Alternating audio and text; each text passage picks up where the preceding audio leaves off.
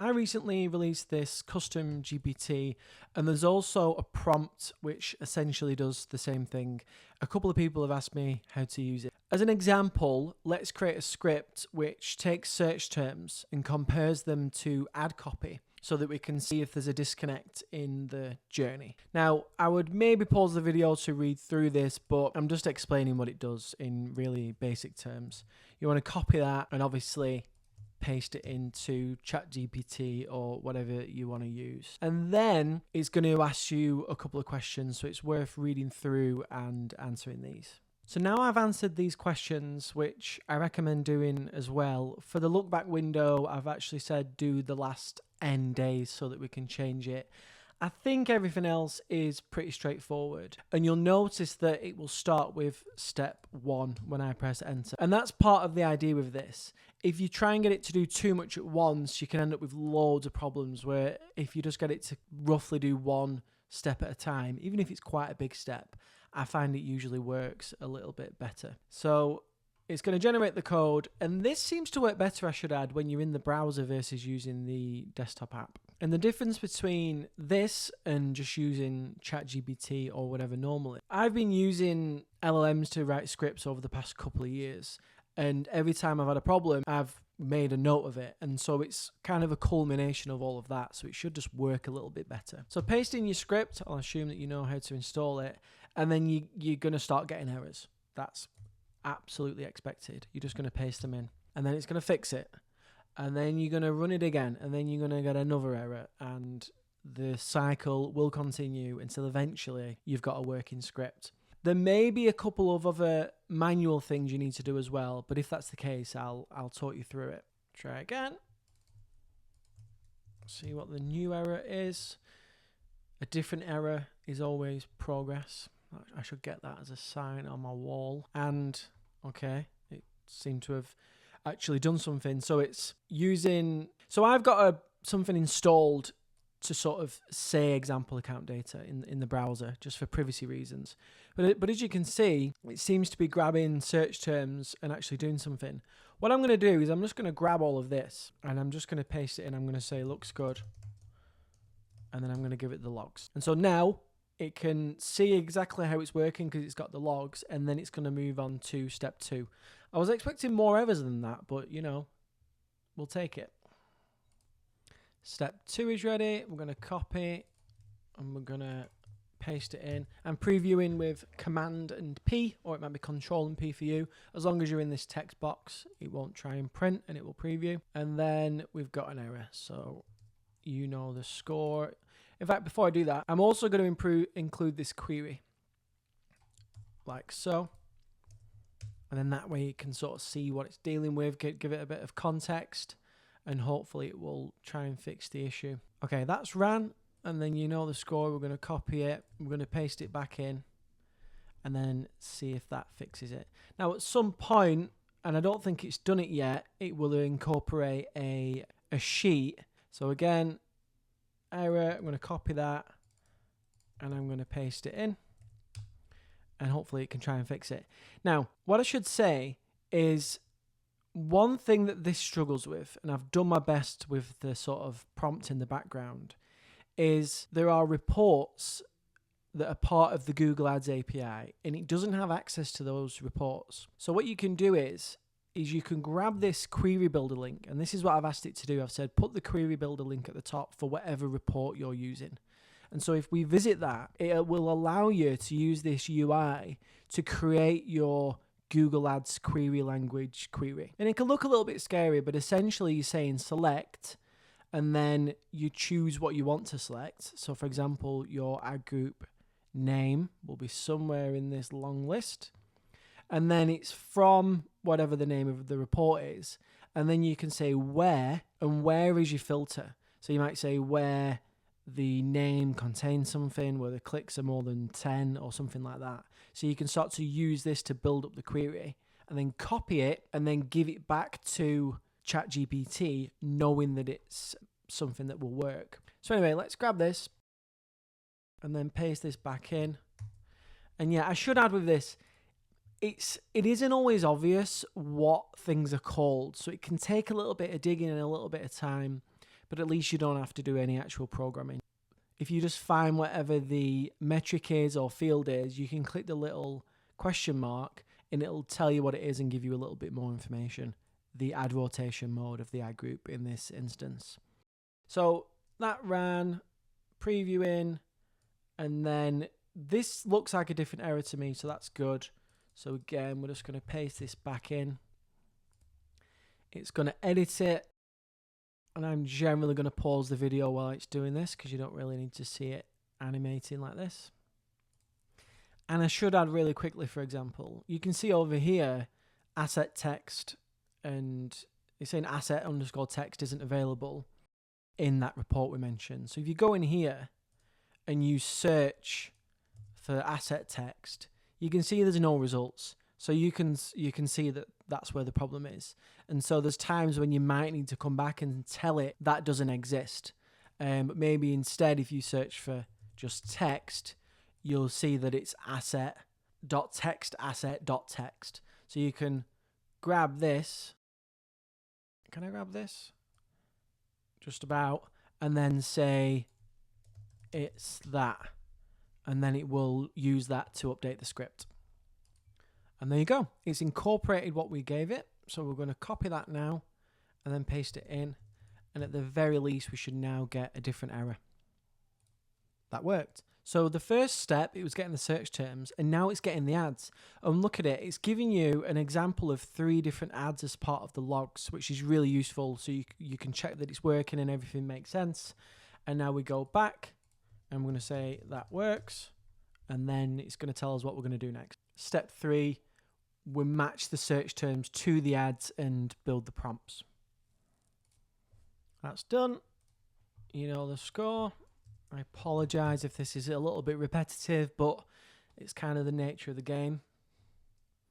In that moment, my wife just came in to let me know that Michael Madsen has just died. So I'm losing track, but that looks good. So I'm going to say again, looks good. I'm not even exactly sure what it's doing, but it knows what it's doing, and it's obviously seems to be working. You might want to spend a little bit more time looking at this. And in fact, this is interesting. So the prompt, how relevant is this ad for the search term on a scale of 1 to 10? Please briefly justify your answer. That's great, because then, yeah, we can get the scale, but then also get a bit of a justification. And it's saying this is the search term, these are the headlines, and these are the descriptions. This looks really good at the moment. Okay, so I've said all looks good. Step 4, it's actually including ChatGPT API. So as you can see here, it's going to say get the API key from the sheet, blah, blah, blah. And it's going to give us some information around, I suppose, what we need to do. Now, obviously, when it's a Google Sheet, we need a sheet URL. So we've got the sheet name, but I don't know where the URL is going to come from. Let me just run it. Because usually, obviously, you either create a sheet from scratch or you make a copy of a template. It is also possible for a script to create the sheet. Now, at this point, I might say add an option for the spreadsheet URL at the top of the script just to speed things along a little bit. Hopefully, that's easy enough that we can see what's going on, like it needs a sheet, and I'd rather just give it a URL. Something like that. And what I'm also going to do is I'm going to create it now. This way, we can get the URL and then just say, use this. And then as it updates the script, we don't have to keep copying and pasting the spreadsheet URL. So it should have added it to the top, and there it is. So that looks good. So now hopefully it'll use that, and then we'll give it a go. Cool. So copy, and where are we? Paste. And obviously, there was that error that it needs to fix, but also at this point, 42, that's not right. So it's only given me 42 lines. So give me the entire script. I don't know why it did that. So it started to give it me here. And it said, this is just the top portion. So I've said, I need the entire script, use the code editor. And now it's come back over here, and it's starting to build it out again. So that's interesting then that it does that. But hopefully this will now give me the full script and I can try it. Done. Copy and paste. and error and share it, and it should fix it. But then it's done that thing again. Look, it's just done this. 32 lines.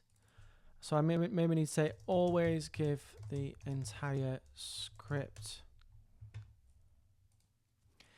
And you know, while it's doing this, I should say that when I actually build scripts, I don't use this. I use Cursor, which is it's VS Code. It's an editor that's installed on my Mac. And the good thing about that is when you sort of hit a checkpoint, you can push your changes to Git and then they're saved.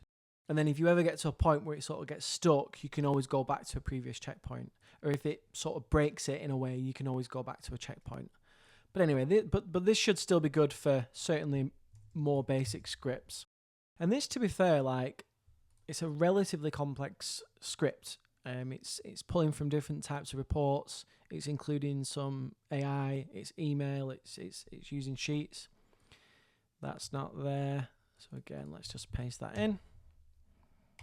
And in this instance, it's just saying, look, you need a sheet that's called settings. So I just need to go in and say settings, and then I'm going to run it again. Cool, and now the API key is missing in B1. I'm going to do this off camera because obviously it's sensitive. Okay, I promise that's been added to B1. I've set it to white so you can't see it. And so now we preview again. I should add, when you're working with AI, it's a good idea to set a limit so you don't accidentally spend too much and have a bit of a nasty surprise. But there we go. Here are some responses. So the first response, the score is 9, and then it's giving us some reasons. I would almost certainly improve the prompt so it gives us back something a bit more pithy, but that looks good. So if I go into this sheet, I've got my API key, and it seems to be working. I'm just going to grab all of this. Obviously, don't do this if you've got sensitive information. Looks good. And I'm going to say logs. And then I'm guessing it's going to move to the next step. Okay, would you like me to add the results to the sheet? 1, yes. 2, yes. They both look good. So to save a little bit of time, you can see that it's saying output sheet name is results. So I'm going to create that. But obviously, we would go through the same thing as earlier, where you just get an error, and then you would fix it in the way that we already have. So let's preview that. And that is not defined. Now, if this is happening again, keep an eye on how long the script is. It's only 66 lines. So it's the same thing. Give me the entire script. This is really annoying that it keeps doing that. And again, it's giving me on the left-hand side. Give me in code editor. And there you go. Now it's giving it us over here, and hopefully it will give us the entire script. It might be a good idea to sort of say early on, whenever I ask for anything, always provide the entire script. And in fact, let's do that now. There you go. So I'm going to send it that so it knows for future reference. And then I'm going to copy that. And now it's 275 lines, which looks more right. Okay, so it ran in 8 seconds. Results, we've got the search term, ad group, ad ID, relevance score, and I would rate this. So the search term is dental decontamination. See, it would be nice to know, to sort of see the text maybe as well, but I'm not sure about that. But it's saying I'd give it a 9 out of 10. Dental decontamination is like the name of the brand name, so it makes sense that that's right. So now I'm going to be like, okay, looks great. I only see one result though, and I'm guessing it's done that so that we can quickly debug. And this is really important because if it's grabbing every search term and every ad every time we run it, just to show us an error after 10 minutes, then that's not very efficient, is it? So we want it to run really fast at the beginning until we're happy with how it works, and then it will help us out.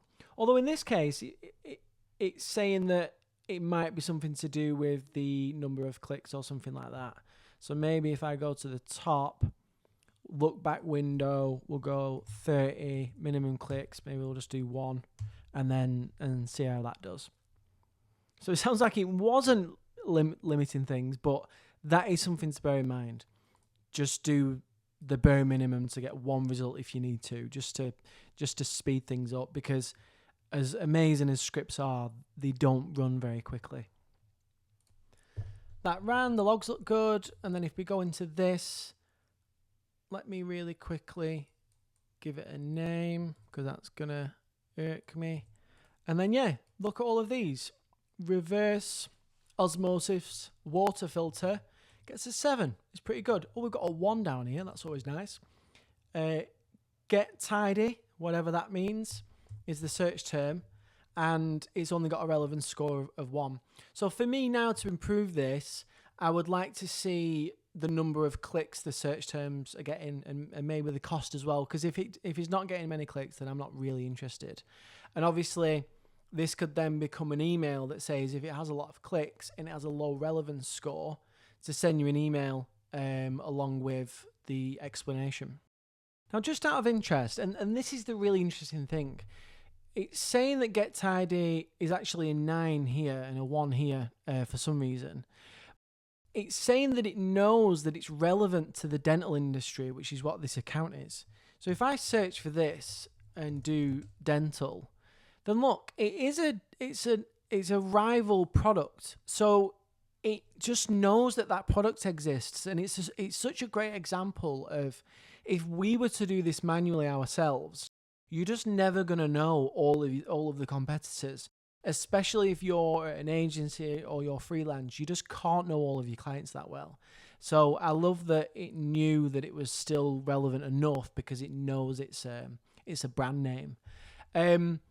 As I said, this probably needs a little bit of tidying up, but hopefully that makes sense. You know, I mentioned that it was a bit frustrating, but at the end of the day, this is absolutely genius. I've probably been sat here for 20 minutes, if that, and it's created a genuinely useful script out of nothing. I'm very much going to be out of a job soon, but in the meantime, it's really impressive.